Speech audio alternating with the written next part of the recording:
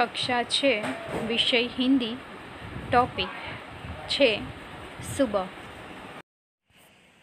આ પાઠમાં સુબહ એટલે સવાર એવું નથી કહેવામાં આવ્યું, પણ આ પાઠમાં એક ઉદ્દેશ, એક લક્ષ્ય અને રોજ ખામી હોવા છતાં પણ એક સાધારણ જે માણસો સાદી રીતે જીવે છે એ પણ ખોટને વિચાર કર્યા વગર પોતાનો ઉદ્દેશ્ય પૂર્ણ કરે છે, જે રોજ સવારે ઉઠીને રોજ ઉલ્લાસ અને આનંદથી પોતાનું કાર્ય કરવામાં સક્ષમ રહે છે।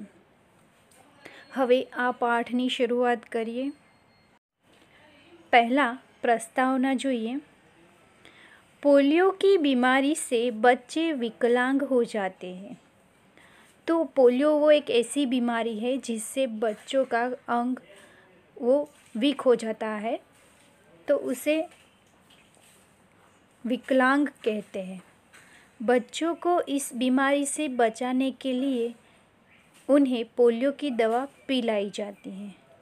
બાળકોને આ બીમારીથી બચવા માટે તેમને પોલિયોની દવા પીવડાવવામાં આવે છે।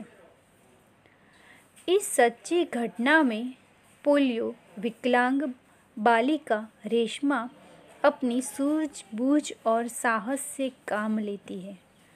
આ એક સાચી ઘટના છે જેમાં પોલિયો થયેલી, પોલિયોનો શિકાર બનેલી જે બાળકી જેનું નામ છે રેશમા, તે પોતાનો સૂઝબૂઝ અને સાહસથી પોતાનું કાર્ય કરતી રહે છે।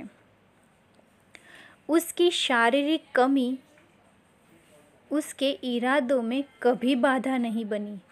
જે એને ખરેખર આ પોલિયોની બીમારી છે, એના પગમાં જીવ નથી, આ એક એની શારીરિક કમી હતી। આ એના કારણે એના ઈરાદો, એના જે લક્ષ્ય, એના જે ઉદ્દેશ્યો છે એમાં ક્યારેય બાધા બનીને નથી રહ્યા। वह जिंदा दिली एवं परिश्रम से अपना जीवन कैसे जी रही है, इसका निरूपण इस घटना में किया गया है। તેની શારીરિક ખામી હોવા છતાં એ પોતે મહેનત કરી અને પોતાનું જીવન કેવી રીતે જીવે છે એનું આ ઘટનામાં નિરૂપણ કરવામાં આવ્યું છે। હવે આપણે પાઠની શરૂઆત કરીએ। सुबह सुबह रेशमा ने देखा कि घर के सभी लोग सफाई में व्यस्त हैं। कोई सामान झाड़ रहा है तो कोई मकड़ी के जाले उतार रहा है। रेशमा ने सोचा, जरूर आज कोई बात है।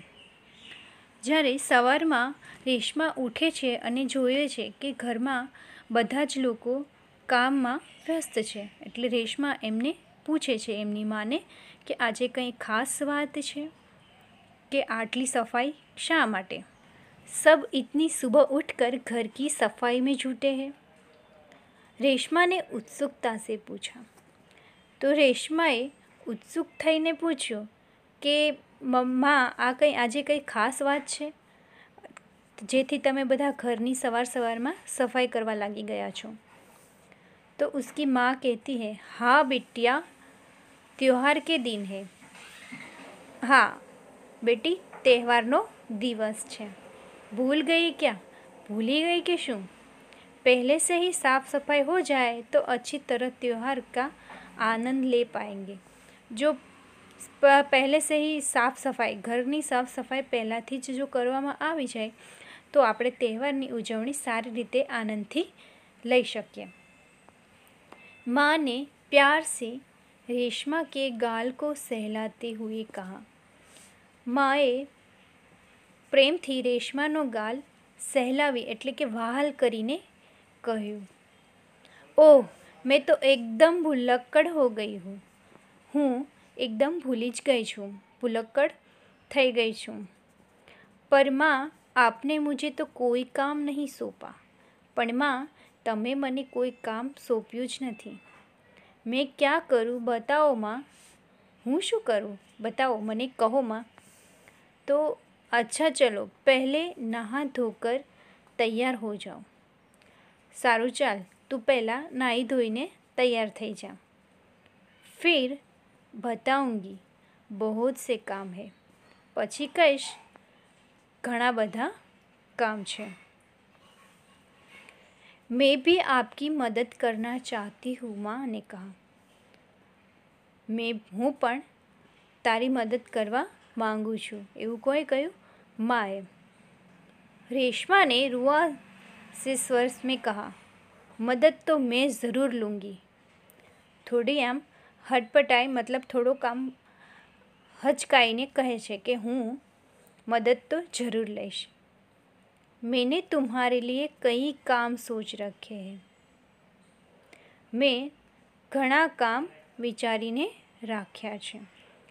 नहा धोकर नाश्ता कर लो फिर बताऊंगी। તું નાહી ધોઈને નાસ્તો કરી લે પછી કહીશ। कहते कहते माँ ने रेशमा को उसकी पहिया वाली कुर्सी पर बिठा दिया। આટલું કહીને માએ તેને રેશમાને पहिएवाली જે વિકલાંગની ખુરશી હોય છે એ ખુરશી ઉપર તેમને બેસાડી દે છે। रेशमा ने अपनी पहिए वाली कुर्सी को धीरे धीरे धकेला और अपने दैनिक कार्यों में लग गई। जो कुर्सी थी, वो विकलांग की जो कुर्सी थी, उसको अपने हाथ से पहिए को धीरे धीरे से धकेला और अपने दैनिक कार्यों में लग गई। दैनिक यानी कि रोज का काम, रोज જે કાર્ય હોય છે તે કાર્ય કરવામાં તે લાગી જાય છે। रेशमा जब 5 साल की थी तभी से उसके दोनों पैर काम नहीं करते थे। રેશમા જ્યારે 5 વર્ષની હતી ત્યારથી જ તે વિકલાંગ હતી। તેના બંને પગ કામ નહોતા કરતા। उसे बहुत तेज बुखार हुआ और घुटनों से नीचे दोनों पाँव एकदम बेजान हो गए। તેને વધારે ત્યાત બીમાર પડેલી હોવાથી તેના જે ઘૂંટણો એટલે જે ગોઠણથી નીચેના ભાગનો પગનો ભાગ એકદમ જીવ વગરનો બેજાન થઈ ગયેલો હતો। बहुत इलाज करवाया पर रेशमा के पाँव में जान नहीं आई। તેનો ઘણો જ ઇલાજ અને એનો ઘણો જ સારવાર કરવામાં આવી છતાં રેશમાના પગમાં જીવ આવ્યો નહીં। ઉસે પોલિયો હો ગયા થા। તેને પોલિયો થઈ ગયેલો હતો। રેશમા બહુત હિમ્મત વાલી લડકી થી। રેશમા જે હતી એ ખૂબ જ હિમ્મતવાળી છોકરી હતી। शुरू में उसे ज़रूर दूसरों की सहायता लेनी पड़ी। शुरूમાં એને બીજાની સહાયતા લેવાની જરૂર પડી હતી, परंतु अब 11 साल की उम्र में वह अपने सारे काम स्वयं करती है। પણ હવે તે 11 વર્ષની થઈ ગઈ છે તો આ ઉંમરમાં પોતે જ પોતાનું કામ કરે છે। वह अपने परिवार पर अपने काम के लिए निर्भर नहीं रहना चाहती थी। તે પોતાના પરિવાર પર પોતાનું કામનું જે નિર્ભરતા રાખવાની હોય છે એ માંગતી ન હતી કે કોઈ તેનું કામ બીજા કરે, પણ તે પોતે જ પોતાનું કાર્ય કરવામાં જ એ માનતી હતી। परिवार के सभी सदस्य, पिताजी, छोटा भाई गोलू, दादाजी, दादी जी, सभी उसे बहुत प्यार करते हैं। वह सबकी आँखों का तारा है।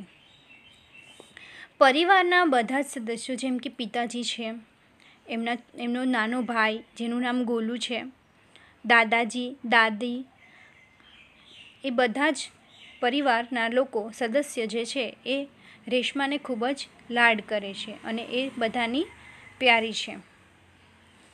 माँ ने रसोई घर में सारे बर्तन, डिब्बे, बोतलें नीचे उतार कर साफ कर दिए थे। તેમની માએ રસોઈ ઘરમાં જે વાસણો હતા, ડબ્બા હતા, બોતલ એ બધી જ નીચે ઉતારીને સાફ કરી દીધી હતી। उन्होंने रेशमा को आवाज़ दी। તેણે રેશમાને અવાજ કર્યો, रेशु, अगर तुमने नाश्ता कर लिया हो तो काम में मेरा हाथ बढ़ाओ। આમાં માં રેશમાને કહે છે કે તે નાસ્તો કરી લીધો હોય તો તું મને કામ કરવામાં થોડો મદદ કર। हाँ माँ, मैंने नाश्ता कर लिया। दूध का काम, मेवे वाला दलिया बहुत अच्छा बना। હવે माँ, मैं हाथ धोकर अभी आती हूँ। રેશમા अपनी कुर्सी को ધકેલતે हुए રસોઈ ઘર में પહોંચી. જ્યારે તેની માને તે મદદ કરવા માટે જાય છે અને તે નાસ્તામાં માવાવાળી દલિયો એટલે કોઈ એવી મીઠાઈ કે એને ખૂબ સારી લાગી હતી. माँ, मैं हाथ धोकर अभी आती हूँ. હું હાથ ધોઈને હમણાં આવું. રેશમા अपनी कुर्सी को ધકેલતી हुए રસોઈ ઘર में પહોંચી. રેશમા પોતાની જે ખુરશી હતી એને ધકેલીને રસોડામાં पहुंची. रेशमा माँ को बर्तन डिब्बों पर लेबल लगा कर पकड़ाती गई. રેશમાએ શું કામ કર્યું કે જે બર્તન ડબ્બો અને લેબલ બધાને લેબલ લગાવ્યા, સ્ટીકર લગાવ્યા અને એને માને પકડાવતી ગઈ હતી. माँ उन्हें व्यवस्थित ढंग से सजाती गई અને તેના મમ્મી હતા તેણે વ્યવસ્થિત ઢંગથી એણે સજાવ્યું. રસોઈ ઘર ફિર સે ચમચમાને લગા અને જે રસોઈ ઘર હતું એનું રસોડું હતું એ ફરીથી ચમકવા લાગ્યું. પિતાજી દફતર ચલે ગયે. હવે તેના જે પિતા હતા એ ઓફિસ જતા રહ્યા, કામ માટે ગયા. હવે माँ को लड्डू बनाने के लिए कुछ ज़रूरी सामान चाहिए था. હવે માને લડ્ડુ બનાવવાના હતા તો થોડોક સામાન જોતો હતો. તો ગોલू તો બહુ છોટા હે. ગોલू જે હતો રેશમાનો નાનો ભાઈ એ ખૂબ નાનો હતો. તો દાદાજી વહ બુઝુર્ગ હે અને દાદા દાદી તો વૃદ્ધ છે. અબ સામાન લાયે કોણ? તો આ પછી સામાન લાવે કોણ? माँ परेशान थी. माँ थोड़ी परेशान થઈ ગઈ હતી. રેશમા ने कहा सामान मैं लाऊंगी. तो રેશમાએ કહ્યું કે સામાન હું લાવીશ. बस आप मुझे सामान की लिस्ट और एक थैला दे दीजिए. तो बस તમે મને થોડો સામાનની લિસ્ટ આપી દો અને એક થેલો આપી દો. तुम ले आओगे अकेली? तो माँ ने पूछा था कि तू एकली लई आवीश? तो रेशमा ने कहा हाँ माँ, एक बार पहले भी तो लाई थी. आना पहला पण एक बार लावेली हती. रेशमा की आवाज़ में दृढ़ता थी. રેશમાના અવાજમાં થોડીક મજબૂતી હતી. દૃઢતા એટલે મજબૂતી હતી. તો ठीक है, तुम ही ले आओ लेकिन ध्यान से जाना. તો એના મમ્મી કહે છે, એની માતા કહે છે કે તું ઠીક છે, તું જા લઈ આવ અને થોડું ધ્યાનથી લાવ, જાજે. તો સારા સામાન નુક્કડ વાલી દુકાન से मिल गया. તો એ બધો જ સામાન નુક્કડવાળી દુકાન એના બાજુની દુકાનમાંથી મળી ગયો. થોડી દેર બાદ રેશમા સારા સામાન લેકર લોટી. થોડો સમય થયો એટલે રેશમા બધો જ સામાન લઈને ઘર તરફ પાછી ફરી. उसने गोलू को आवाज़ दी. તેમણે ગોલુને અવાજ કર્યો. गोलू, ये लो तुम्हारे लिए टॉफ़ी लाई हूँ. तो गोलूने कीधुं कि आ ले, आ तारा माटे हूँ चॉकलेट टॉफ़ी लावी छूँ. गोली टॉफ़ी पाकर खुशी से उछलने लगा. तो જ્યારે ગોલू ટોફી એના હાથમાં આવે છે એટલે એને ખુશી ખુશી ઉછળવા લાગ્યો. कुछ ही दिन बीते थे, थोड़ा ही दिवसों बीत्या હતા. एक दिन शाम को रेशमा का घर दियों से झिलमिल प्रकाश से जगमगाने लगा. एक दिवस સાંજના સમયે રેશમાનું ઘર દીવાથી પ્રકાશિત થઈને ઝગમગવા લાગ્યું. પૂરા મોહલ્લા ઝગમગા રહ્યા હતા અને તેની સોસાયટી હતી, તેનો જે રહેવાનું ઘરનું રહેઠાણના આજુબાજુના લોકો હતા એનું પણ તે જગ્યા પણ આખી દીવાથી ઝગમગાવી રહી હતી. જहाँ રોશની ही રોશની थी અને ત્યાં પ્રકાશ જ પ્રકાશ હતો. क्या ज़मीन क्या आसमान, શું જમીન અને શું આસમાન. दादाजी ने बताया कि दीपावली अंधेरे पर उजाले की जीत का त्यौहार है. तो दादी હતા એમણે કહ્યું કે દીપાવળી એટલે કે જે દિવાળીનો તહેવાર છે અંધારા પર અંધારું હોય અને તેમાં ઉજાલો એટલે પ્રકાશનું જીત થાય એનો त्यौहार है। बुराई पर अच्छाई और असत्य पर सत्य की सदा जीत होती है। અને આગળ સંભળાતા એમ પણ કહે છે કે બુરાઈ હોય ત્યાં હંમેશા अच्छाई અને असत्य હોય ત્યાં હંમેશા સત્યનું સદા વિજય થાય છે। इस दिन रावण को पराजित कर राम अयोध्या लौटे थे। आ दिवसे रावण ने हरावीने राम अयोध्या पाछा फर्या हता। उसी खुशी में यह त्यौहार मनाया जाता है। तो आज खुशी में आ त्यौहार ने मनावामां आवे छे। रेशमा और गोलू बड़े ध्यान से दादी जी की बात सुन रहे थे। रेशमा અને गोलू आ बात ने एकदम ध्यान थी सांभળી રહ્યા હતા। कुछ देर बाद सबने मिलकर पूजा की। थोड़ोक समय थयो पछी मळीने बधाए पूजा करी और प्रसाद खाया અને प्रसाद खाधो। गोलू अपने दोस्तों के साथ पटाखे छुड़ाने में मग्न हो गया અને गोलू जे हतो ए पोते पोताना मित्रोनी साथे फटाकड़ा फोड़वामां मग्न थई गयो हतो। रेशमा अपने दादा दादी के साथ फूलझड़िया जला रही थी અને રેશમા જે હતી પોતાના દાદા દાદીની સાથે ફૂલઝડી સળગાવી રહી હતી। इतने में रेशमा ने क्या देखा कि गोलू ने जिस पटाखे को बुझा हुआ समझकर छोड़ दिया था। હવે આટલી જ વારમાં જે રેશમાએ છે એ જોયું કે જે ગોલુ એનો ભાઈ છે જે ફટાકડા ફોડે છે એને એ ફટાકડા નથી એ તેની ફટાકડાનો યુઝ નથી થતો, મતલબ તે ફૂટવાનો નથી। આવું માનીને જે ગોલુ એ ફટાકડાને મૂકી દે છે તો આ વસ્તુ રેશમા જોઈ લે છે। उसमें से चिंगारियाँ निकलने लगी है। गोलू की पीठ पटाखे की तरफ थी। रेशमा चिल्लाई, गोलू गोलू बचो, तुम्हारे पीछे पटाखा है। तो જ્યારે આ ચિનગારિયા નીકળતી હતી ત્યારે તેની જે ગોલુની પીઠ હતી એ પટાકાની બાજુ હતી, એટલે ગોલુને આ વાતની ખબર ન હતી। પણ રેશમા જ્યારે જોઈ લે છે તરત એ ગોલુને અવાજ આપે છે અને એને દૂર ભાગવા કહે છે। पटाखों की शोर में रेशमा की आवाज़ दब गई। એટલે જ્યારે ફટાકડાનો આટલો બધો અવાજ આવતો હતો તો આ અવાજમાં રેશમાનો જે અવાજ હતો એ સંભળાયો નહીં। બાકી લોગ કુછ સમજ પાતે। હવે બીજા જે માણસો હતા એ પણ કંઈક સમજી શકત। सबसे पहले रेशमा जल्दी जल्दी कुर्सी को धकेलती गोलू के पास जा पहुँची અને બધા જ એ સમજે એ પહેલાં જ રેશમા જે હતી એ થોડી જલ્દી જલ્દી જઈ ખુરશીને ધકેલે છે, જેની વિકલાંગની ખુરશીને ધકેલતી ધકેલતી જે છે એ ગોલુની પાસે પહોંચી જાય છે। उसने गोलू को जोर से धक्का दिया। તેમણે ગોલુને થોડો જોરથી ધક્કો આપ્યો और खुद आगे निकल गई અને પોતે પણ આગળ નીકળી ગઈ। अपनी कुर्सी की गति के कारण धड़ाम। હવે ખુરશીનો આટલો અવાજ થયો, એનો ગતિથી આટલો અવાજ થયો એટલે અવાજ મોટો આવ્યો। जोर का धमाका हुआ। થોડોક મોટો અવાજ આવ્યો। रेशमा की फुर्ती ने गोलू को जलने से बचा लिया। હવે રેશમાની આ સાહસથી गोलूने बचावी लीधो। गोलू को कुछ समझ न आया कि उसे धक्का किसने दिया और क्यों। गोलूने समझમાં જ ન આવ્યું કે આટલો મોટો ધક્કો મને કોણે આપ્યો અને શું કામ આપ્યો।